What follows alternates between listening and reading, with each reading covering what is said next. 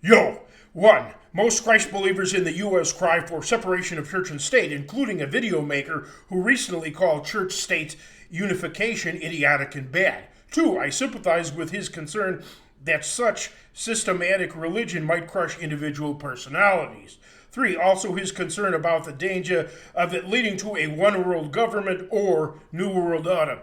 4. Many worry that integration could allow governments to prohibit certain religions, or 5, coerce everyone to believe and practice certain things. So, separation is allegedly crucial for religious freedom. 6, it said that separation of church and state is a fundamental principle of modern democracy. Now, this is not just a black and white issue. There are various gray areas. That is, degrees of separation and integration instead of all or nothing. Response to point 1. But all atheists want complete separation of church and state. This puts great suspicion on the position of church-state separation, and I certainly don't want to align myself with atheists. No. Response to point 2. The only known groups to crush unique personalities are cults, which I would outlaw, and many who tout the importance of the individual have wanted church-state integration. I'm a maverick and so would never want anything to hamper my individuality. Response to point 3. I'm a nationalist.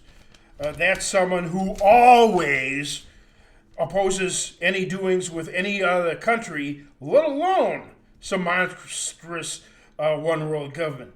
And many of us nationalist separatists, such as Professor D.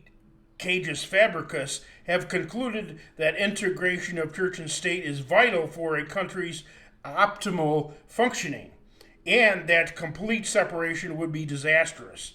That is, we'd then be too divided and so be in danger of being absorbed into a New World Order, ironically. Response to point 4.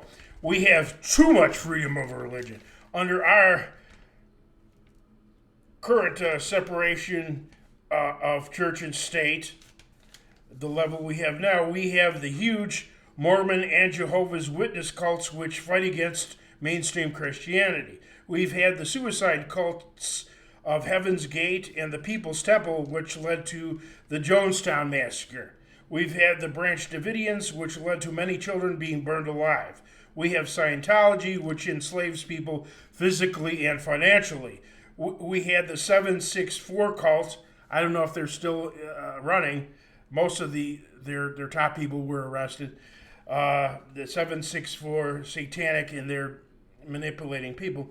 It was a cult of sadistic Satanists. We have after-school Satan clubs and many more. Response to point 5. How in the world could a government force everyone to believe the same thing? Show me an example of that happening. As far as forcing practice inside private homes, that's foreign to church history. So point 5 is another misguided complaint. Response to point 6. I contend that democracy is actually bad. See my video on democracy. Some other reasons to oppose church-state integration are clearly biased by the non-religious to do away with religion altogether. Under our current church and state separation level, our crime rates, murder, rape, robbery, etc., homeless rates, drug addiction rates, divorce rates, broken homes rates, etc., are much greater than numerous countries with far less churchgoers and or those who profess faith. So apparently, churches are failing to have a righteous impact on society due to lack of influence on state laws.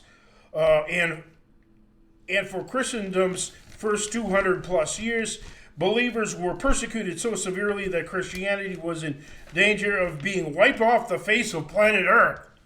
But in AD 312, Roman Emperor Constantine reportedly saw a divine sign in the sky consisting of a huge fiery cross alongside the words "In hoc signo vinces," meaning by this sign conquer.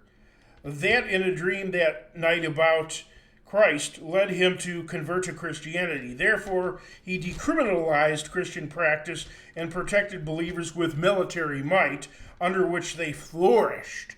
So, churches today owe their existence to a high degree of integration of church and state.